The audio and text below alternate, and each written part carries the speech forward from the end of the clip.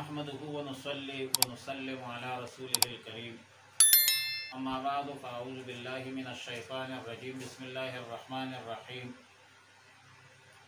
والمؤمنون والمؤمنات بعضهم اولیاء بعض یأمرون بالمعروف وینہون عن المنکر۔ پارہ نمبر 10 سورہ توبہ، رکوع نمبر 9، آیات نمبر 71 اور 72۔ والمؤمنون والمؤمنات، اور مومن مرد اور مومن عورتیں، بعضهم اولیاء بعض، آپس میں بعض کے مددگار ہے۔ یأمرون بالمعروف، حکم کرتے ہیں بھلائی کا، وینہون عن المنکر، اور روکتے ہیں برائی سے، وَيُقِيمُونَ الصَّلَاةَ، اور قائم کرتے ہیں نماز کو، وَيُؤْتُونَ الزَّكَاةَ، اور ادا کرتے ہیں زکوٰۃ، وَيُطِيعُونَ اللَّهَ وَرَسُولَهُ، اور فرمان برداری کرتے ہیں اللہ کی اور اس کے رسول کی۔ أُولَئِكَ سَيَرْحَمُهُمُ اللَّهُ، یہ وہ لوگ ہیں جن پر عنقریب اللہ تعالی رحم فرمائے گا۔ ان اللہ عزیز حکیم، بے شک اللہ زبردست ہے اور حکمت والا ہے۔ وعد اللہ المؤمنین والمؤمنات، اللہ تعالی نے وعدہ فرمایا ہے مومن مردوں اور مومن عورتوں سے، جنات تجری من تحتها الانہار، ایسے باغات کے جن کے نیچے نہریں جاری ہوں گی، خالدین فیہا، ہمیشہ رہیں گے اس میں، ومساکن طیبۃ، اور ایسے عمدہ مکانوں کا وعدہ فرمایا ہے، فی جنات عدن، جو ہمیشگی والے باغوں میں ہوں گے، ورضوان من اللہ اکبر، اور اللہ کی رضا بہت بڑی چیز ہے، ذالک هو الفوز العظیم، اور یہ بہت بڑی کامیابی ہے۔ آیت مذکورہ آیت نمبر 71 میں مخلص مومنین کی صفات اور پھر انعامات، اجر و ثواب کا بیان ہے، لیکن یہاں پر قابل غور بات یہ ہے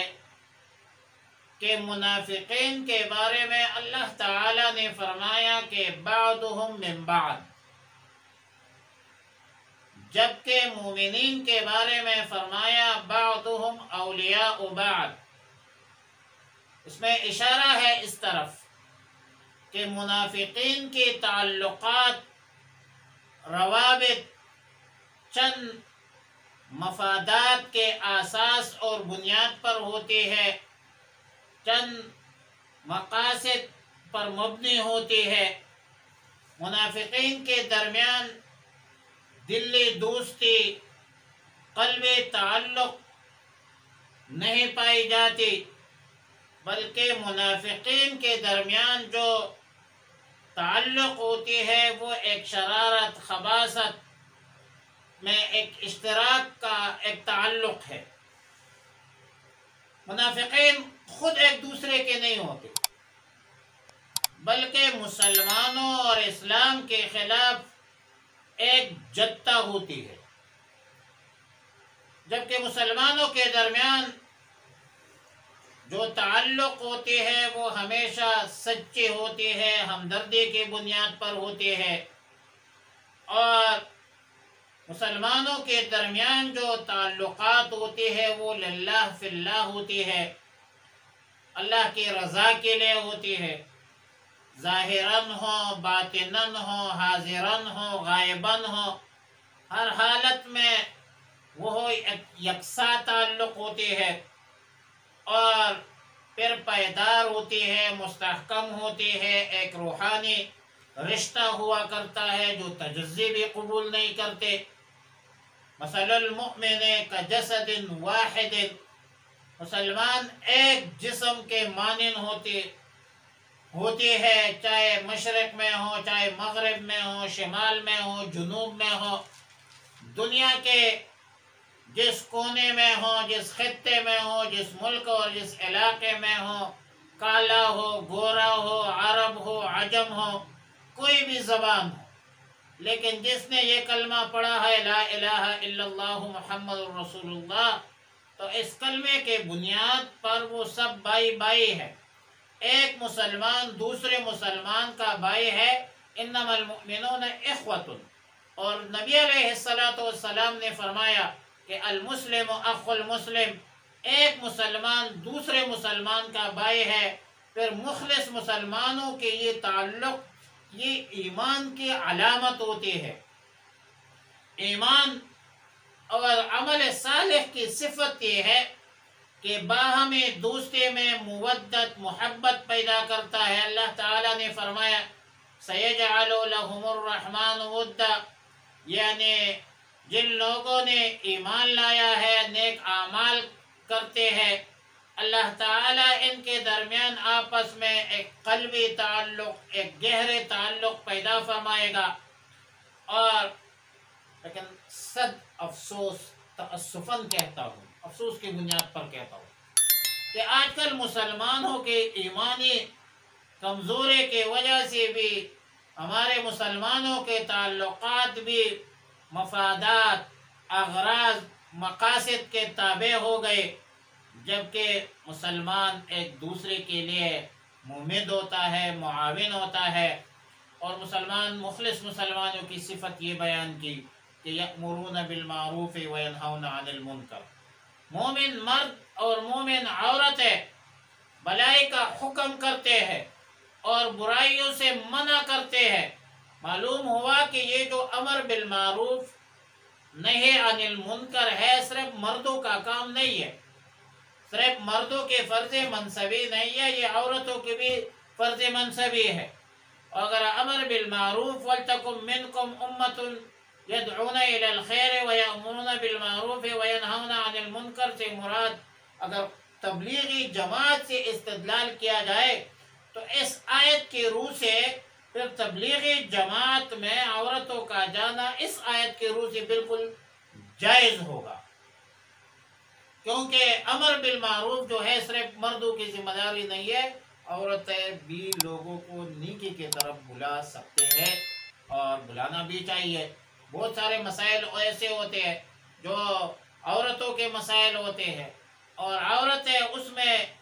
زیادہ جو ہے وہ تفتیش کر سکتی ہے، تفقہ حاصل کر سکتی ہے، عورتیں اس پر جو ہے گہرائی سے مطالعہ کر سکتی ہے۔ تو لہٰذا کچھ مسائل ایسے ہوتے ہیں جو عورتوں کے ساتھ متعلق نہیں ہوتے، وہ عورتوں کے ساتھ اب حیض کے مسائل ہیں، نفاس کے مسائل ہیں، استحاضہ کے مسائل ہیں، بہت سارے مسائل ایسے ہیں۔ پھر نماز میں بھی فرق ہے اور دیگر معاملات میں، شوہر کے حقوق میں بہت سارا دین جو ہے وہ عورت جو ہے وہ اس کی تبلیغ اور وہ دعوت جو ہے وہ دے سکتی ہے۔ مزید صفت یہ بیان کی کہ مومن مرد اور مومن عورتیں یقیمون الصلاۃ، وہ نماز قائم کرتے ہیں، اقامت الصلاۃ،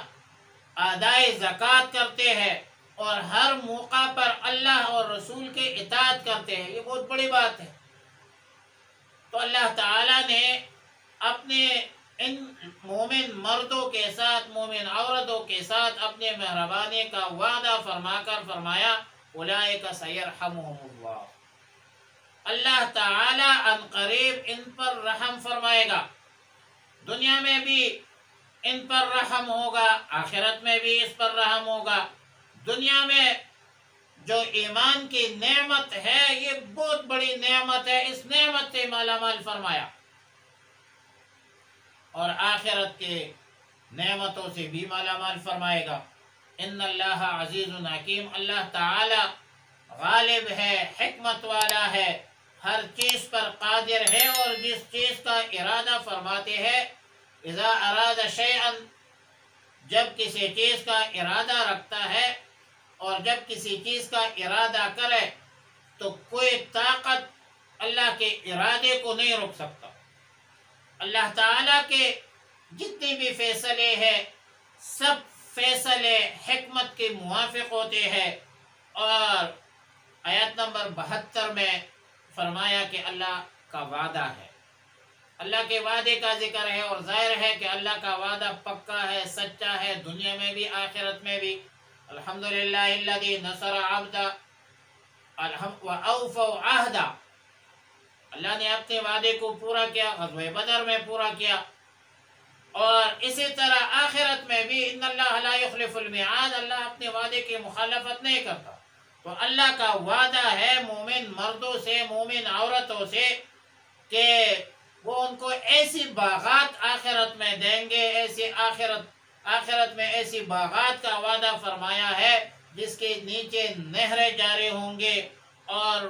وہ مومن مرد اور عورتیں اس میں ہمیشہ کے لیے رہیں گے۔ وَمَسَاكِنَ طَيِّبَةٍ فِي جَنَّاتِ عَدْنٍ،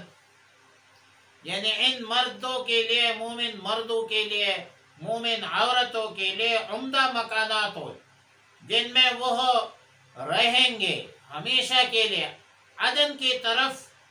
جنات باغات کی اضافت فرما کر یہ بتلا دیا کہ یہ باغات واقعی اپنی ہی جگہ پر ہوں گے، جہاں سے نہ کبھی باغات منتقل ہوں گے، نہ یہ لوگ منتقل ہوں گے، نہ یہ منتقل ہونا چاہیں گے، اور نہ انہیں وہاں سے منتقل کیا جائے گا۔ تفسیر روح المعانی جلد 10 صفحہ نمبر 136 میں لفظ عدن کی تفسیر کرتے ہوئے متعدد اقوال ذکر کیے، اور پھر آخر میں فرمایا وقیل العدن فی الاصل الاستقراء والثبات ويقال عدن بالمكان اذا قام والمراد ها هنا الاقامت على وجه الخلود۔ سورہ صاف میں اہل ایمان کو خطاب کرتے ہوئے اللہ تعالیٰ نے فرمایا وَمَسَاكِنَ طَيِّبَةً فِي جَنَّاتِ عَدْنٍ، اس سے ظاہر ہوتا ہے کہ عدن کوئی مخصوص جنت یا جنت کا مخصوص مقام مراد نہیں ہے، بلکہ لفظ عدن سے یہ بتانا مقصود ہے کہ ہر جنتی کا جنت میں مستقل قیام ہوگا، جنت کے علاوہ کوئی دوسری جگہ جانا نہیں ہوگا۔ اور سورہ حجر میں ہے لا یمسہم فیہا نصب وما ہم منہا بمخرجین، جنت میں ان کو ذرا بھی تھکاوٹ نہیں ہوں گی، تکلیف نہیں پہنچے گی، اور نہ وہاں سے نکالے جائیں گے۔ سورہ کہف میں ہے لا ترا فیہا عوجا، جنت میں کہیں منتقل ہونا پسند بھی نہیں کریں گے، اور مطلب یہ ہے کہ اہل جنت اپنے باغات میں، اپنے مکانوں میں ہمیشہ کے لیے رہیں گے، اور یہ جگہ واقعی رہنے کی جگہ ہوگی، وہاں سے نہ نکالے جانے کا احتمال ہوگا، اور نہ جنت میں رہتے رہتے جی بھرے گا۔ اور پھر فرمایا کہ رضوان من اللہ اکبر، اللہ کے تمام نعمتوں میں سب سے بڑی نعمت جو ہے وہ ایمان کی نعمت ہے۔ ویسے اللہ کی نعمتوں تو بے شمار ہے، شکر نعمت ہائے تو چندہ کی نعمت ہائے تو، عذر تقصیرات ما چندہ کے تقصیرات ما، لئن شکرتم لأزیدنکم ولئن کفرتم ان عذابی لشدید وَإِن تَعُدُّوا نِعْمَةَ اللَّهِ لَا تُحْصُوهَا، اگر آپ اللہ کی نعمتوں کو گننا چاہے تو آپ نہیں گن سکتے، لیکن اللہ کی تمام نعمتوں میں سب سے بڑی نعمت جو ہے وہ ایمان کی نعمت ہے، دولت ہے۔ بَلِ اللَّهُ يَمُنُّ عَلَيْكُمْ أَنْ هَدَاكُمْ لِلْإِيمَانِ، اور آخرت کی نعمتوں میں سب سے بڑی نعمت جو ہے وہ اللہ کی دیدار ہے، اللہ کی رضا ہوگی، ورضوان من اللہ ہے۔ ویسے نعمتوں کے بھی مراتب ہوتی ہے، دنیا میں بھی بہت ساری نعمتیں ہیں جن میں مراتب ہے، تو آخرت میں بھی نعمتوں کا فرق مراتب نکنی زندے کے ایک عام جنت ہے، جنت کے باغات ہے وغیرہ، لیکن اللہ کی رضا وہ سب سے بڑی نعمت ہوگی آخرت میں۔ صحیح بخاری میں سیدنا ابو سعید الخدری رضی اللہ الباری سے روایت ہے کہ رسول اللہ صلی اللہ علیہ وسلم نے فرمایا کہ اللہ تعالی اہل جنت سے فرمائیں گے کہ اے جنت والو، اہل جنت عرض کریں گے کہ اے ہمارے رب، ہم حاضر ہیں، لبیک، تعمیل ارشاد کے لیے موجود ہے، سارے خیر ہی آپ کے قبضے قدرت میں ہے۔ اللہ تعالیٰ کا سوال ہوگا، سوال کریں گے اللہ تعالیٰ کہ کیا تم راضی ہو گئے ہو؟ اہل جنت عرض کریں گے کہ ہم کیوں راضی نہ ہوں، حالانکہ آپ نے ہمیں وہ کچھ عطا فرمایا جو آپ نے اپنے مخلوق میں سے کسی کو بھی نہیں دیا۔ تو اللہ تعالیٰ کا ارشاد ہوگا کہ کیا تمہیں میں اس سے افضل چیز عطا نہ کروں؟ تو اہل جنت عرض کریں گے کہ یا رب العالمین، اس سے افضل اور کیا ہوگا؟ تو اللہ تعالیٰ کا ارشاد ہوگا کہ تم پر اپنی رضامندی نازل کرتا ہوں، اور اس کے بعد کبھی بھی تم سے ناراض نہیں ہوں۔ اور آخر میں فرمایا کہ ذالک هو الفوز العظیم، یہ جو کچھ اہل ایمان مردوں اور عورتوں کو نعمتوں سے نوازا جاتا ہے، یہ بہت بڑی کامیابی ہے، اور یہ ایک قسم تعریض بھی ہے منافقین پر کہ دنیا تھوڑی سی ہے، حقیر ہے، فانی ہے، اس فانی دنیا کی وجہ سے اپنے آخرت کو تباہ کرنا، برباد کرنا انتہائی حماقت ہے، سفاہت ہے۔ لہذا اللہ تعالیٰ کے احکامات اور رسول اللہ مبارک صلی اللہ علیہ وسلم کے تعلیمات پر عمل کرو، اس میں دنیا کی بھی کامیابی ہے، اس میں آخرت کی بھی کامیابی ہے، اس میں دنیا کی بھی خوشحالی ہے، آخرت کی بھی خوشحالی ہے،